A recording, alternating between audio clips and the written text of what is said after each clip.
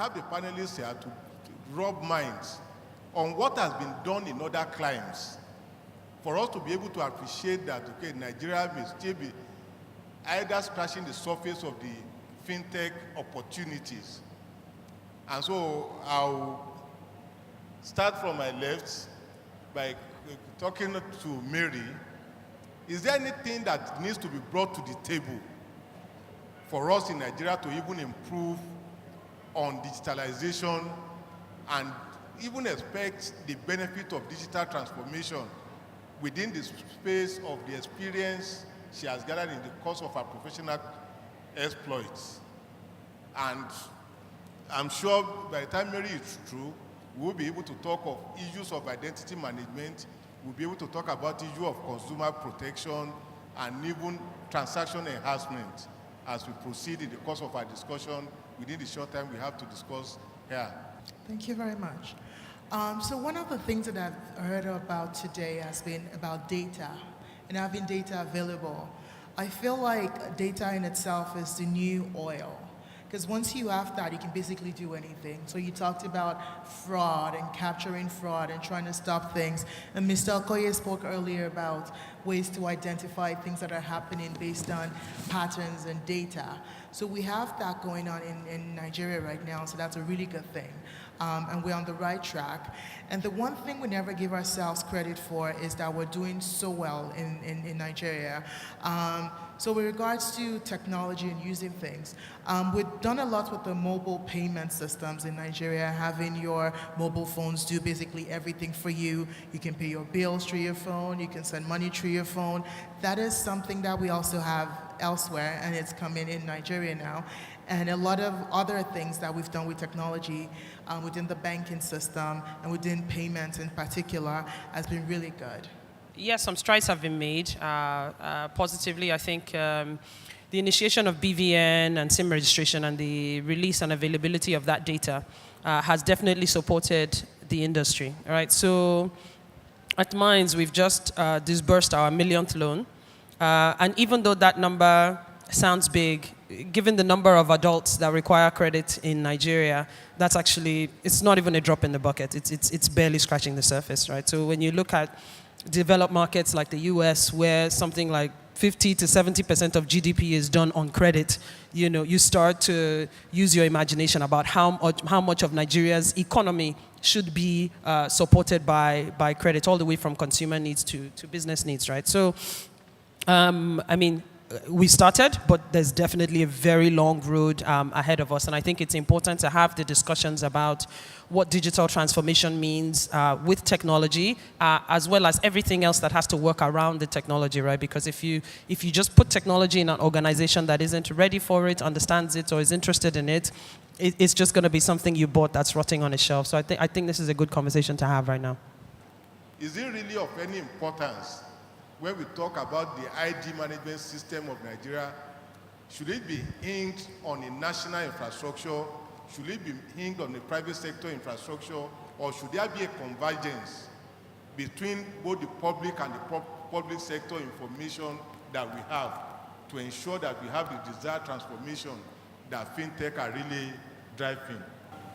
Many of the presentations today have talked about ID systems as integral to a thriving fintech ecosystem or financial system.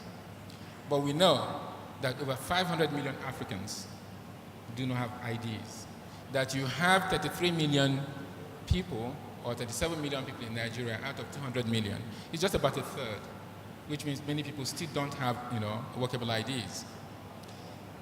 And so it becomes very critical that you have to provide IDs to people, digital IDs. That digital IDs can make it possible to build a more inclusive society. Why are digital IDs important? They're important because they reduce transaction costs. They make it easier to trace goods and services. But even much more importantly for us on this continent, over 11 countries have ratified the African Continental Free Trade Area, creating a huge economic space for transactions, which we need financial interventions, which will make it easier for cross-border trade to take place, for there to be cross-border payments. So digital ID then becomes very integral to efforts to promote innovation in the financial sector. And then by fintech here, we do not mean ATMs and checkbooks, which are financial technology too. We talk about innovations, in third-party innovations in the financial sector, so that we do not, both say the same thing, financial, but let us not conflate the two. Now, why is digital ID important? Digital ID is important because it will make it easier for governments to do quite a number of things. And now let me illustrate using the example of the Aadhaar system from India, which is the biometric ID system that basically builds a foundational digital ID system, upon which then you have the application programming interfaces where people now build, innovators like we have here in the room, now build, fintech, or build, apps, other innovations on that foundation. And how does the Aadhaar system work? It works simply by collecting very basic biometric information, and so it's supported by government. It's very, very expensive, so the government built it. So in India, the government is the provider of the digital ID. What we find in many African countries is perhaps a kind of mixed system of providing digital ID, where in some cases, banks provide the digital ID like you have in Nigeria. And in others, governments provide the digital ID system. But in India, what the government did, using support from Infosys, was to build a foundational ID system, upon which, and that is other apps or other applications have been stacked on. That's why we talk about the India stack. So, to promote fintech, given the large number of unbanked people, on the continent, it will be important to actually work on the digital ID system. It's very, very critical. On the continent, many countries are introducing digital ID system, haphazardly. And in many cases, you have governments or countries that have now, into, technology lock-in and making it very difficult and expensive for them to basically move from one technology to the other. So the program we at the United Nations, along with the African Union, are trying to do is to actually promote an open system where there wouldn't be technology lock-in, that will be based on open source software, that will make it easier for governments actually to advance digital ID system. Many of our governments also don't have the capacities. Many of the systems are not interoperable. So one of the things you have to do in order to promote fintech, you don't build this version, for, that is technology contingent. You basically have to make sure that what you develop is technology neutral and vendor neutral.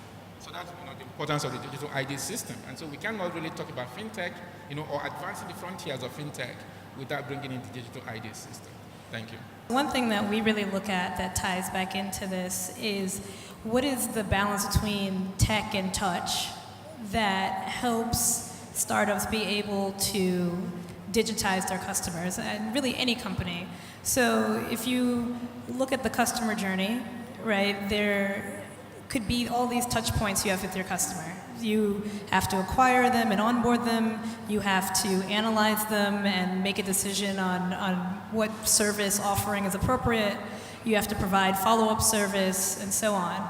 And what we've seen in our portfolio are great examples of companies who have found innovative ways to make that balance. For example, using Aadhaar, we've invested in a company in India called Toffee that provides insurance for people who buy bikes. So it's a very targeted insurance package for people who buy bikes. They leverage the infrastructure of the bike dealers to lower their costs. So they use that existing infrastructure. They use Aadhaar to KYC.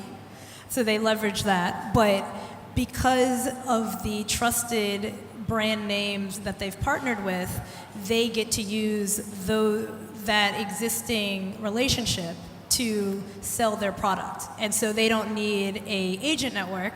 They are just incentivized as salespeople of the bikes.